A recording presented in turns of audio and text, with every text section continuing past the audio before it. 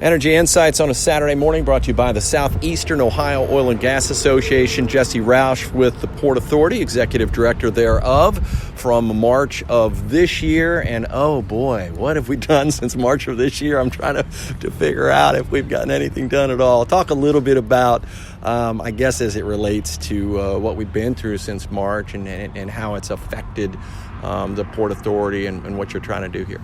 Right. Yeah. So obviously with the COVID situation and being an election year, things have slowed down tremendously. But we've had a lot of activity around infrastructure projects and sort of trying to get out ahead of some of these bigger construction projects that hopefully we can land in the county. So a lot of this year has been focused on working with both the cities of Belpre and Marietta, address infrastructure issues so that we can do better with attracting future businesses.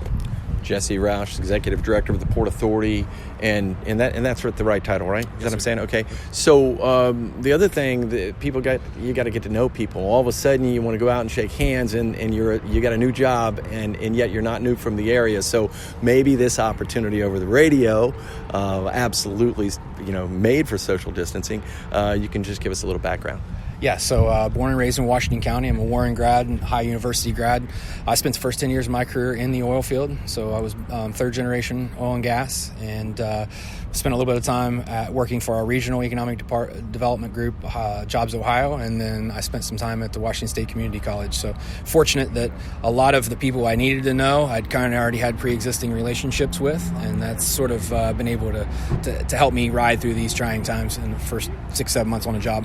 Okay, expound a little bit on your time in the oil and gas industry and specifically what you did in the industry as it relates to what you're doing now. Right, yeah. So I joined East Resources in 2006, right on the front end of the Marcellus and Utica developments. Spent 10 years doing land purchasing, pipeline agreements, surface lease right-of-ways, running title, anything that was needed basically to make sure that we could turn dirt and get ready for a rig.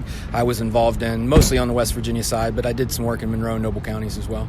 Okay, and then part in the industry when the first horizontal well was drilled, right? So I was actually part of the first team to drill a horizontal Utica well south of I-70 in 2012 when I was at HG Energy. Yeah, I thought it was cool talking to the railroad guy last week. Now here we are talking to the guy that was part of the first horizontal well. So, let's jump back. And we talked a little bit a couple weeks ago with Casey Cathcart with the Cathcart Rail. Talk a little bit about the rail system as it relates to what you're trying to accomplish. Yeah, I related to CSX with the previous operator. That's mass production. If you're not dealing in high enough quantities, they're probably not interested in doing business with you. Casey's sort of in the boutique service world. He's very customer centric. My first meeting out of quarantine was actually with Casey, and we spent 2 hours driving around the county and looking at his new rail line and what are the adjacent assets that we can work together on, who are the key businesses that he should be working with. In the history of CSX, nobody's done that in this county. So it just shows what he brings to the table in terms of development, and really that's the biggest thing to happen in 2020. And if it wasn't without his presence and this new business coming in, it'd have been a little different year than what it's been. But he's provided a lot of optimism and forward progress this year. You made an interesting comment about knowing the people coming in that were probably the right people for you to know. You think about spending time in education. You're at Washington State and as well with in the oil and gas industry. And so as I assume we're doing a lot of email and phone calls. That's got to help in trying to push the envelope on whatever project that we might be trying to move forward. And as much as we might want to move something forward, we know it's a little tougher right now. Yeah, no, and some key relationships, particularly with the folks at Shale Crescent USA, have been very helpful in getting me some key connections. I got a great board with great networks of their own. That's been extremely helpful. So, being local and having those pre-existing relationships, it would have been a tall task for somebody to come in here that's not from here. And so I'm super fortunate to have those connections and good people all around me. Somebody wants to learn more about the Port Authority, what's the best way to do it? SE as in Southeast, OhioPort.com. All right, Jesse Roush, Executive Director of the Port Authority. And this is Energy Insights on a Saturday morning, brought to you by the Southeastern Ohio Oil and Gas Association.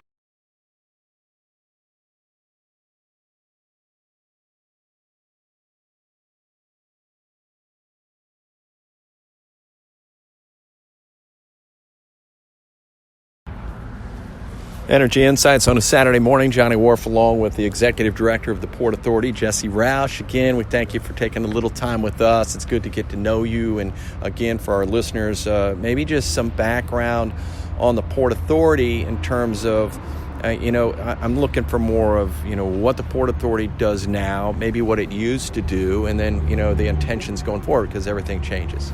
Right, yeah. So we were formed by the Board of Commissioners in 2002. We're one of 60 port authorities in the state of Ohio. All of those port authorities do different things. If you go to Toledo-Lucas County, that's the first port authority in Ohio. They operate 2 international ports on Lake Erie. They have an airport. If you come down to our port, we've been involved in planning and engineering with our municipalities, some infrastructure projects. We've been involved in some speculative development in the past where we built a building. Actually, Graycon Construction in Reno occupies the building that we own. So we work closely with municipalities, mainly on infrastructure and site development, and that will continue to be our strength moving forward. So as it relates to, we'll start with the oil and gas industry, and because that's what we talk about on Energy Insights primarily, but certainly over the past 5-10 years, the infrastructure is so critical when we think about rail. We talked about that, obviously, the last couple of weeks when we think about the rivers and that kind of thing, and what we can move into this area, and that's got to be at the top, I guess, when you're bringing somebody in at the top of the list. Yeah, I mean, our state economic development group, Jobs Ohio, will talk about road, river, and rail being a strength here in Southeast Ohio. There's no denying that. We have first-class access to transportation, regardless of whether you want to be on road, river, or rail. We're trying to look at how we can leverage those strengths. We agree typically that rail's been underutilized. We're addressing that. River's been underutilized. But again, I think there's some synergies to be had with the rail riding close to the river here. And so we're looking at some key sites in Washington County and how can we leverage those logistical advantages to play off the strengths here that are downstream of the oil and gas sector.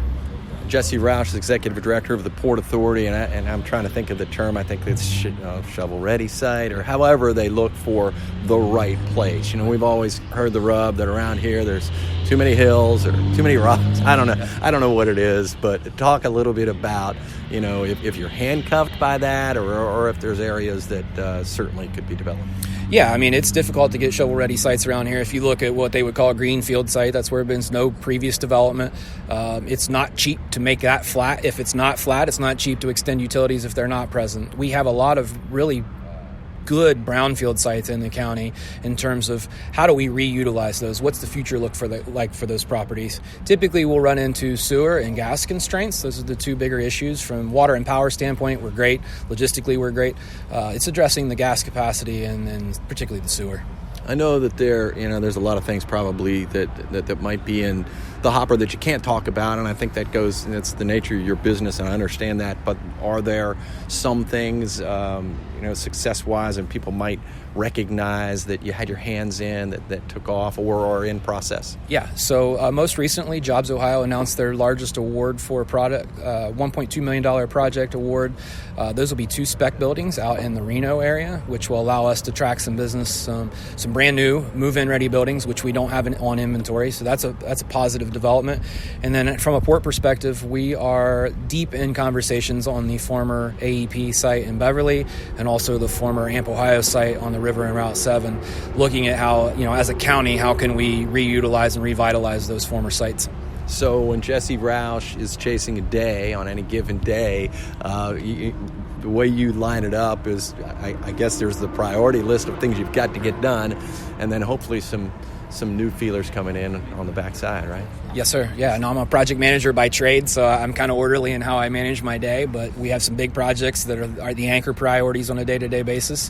Working on the organization, we've been around 18 years, but got a new director. We just hired a new executive coordinator a couple weeks ago, so we're sort of redefining who we are and what we do, and so there's a lot of work just to be done, inward looking on the organization too. The Port Authority, privately funded? We are truly a public-private partnership. Roughly 50% of our operating expenses are covered by donations from our historical contributors, and the other 50% comes from our county commissioners. Radio station's proud to be one of those. Yes, all sir, right? we appreciate it. We'll continue to be, and you can be as well. You can contact Jesse Roush at the Port Authority, and thanks to the Southeastern Ohio Oil and Gas Association. This is Energy Insights.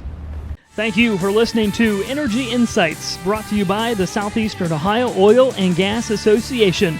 Tune in every Saturday morning at 9 a.m. on WMOA Local Radio. JAWS Country, and ESPN Radio, as Johnny Wharf brings you your local and inside perspectives going on in the oil and gas industry right here in the Mid-Ohio Valley.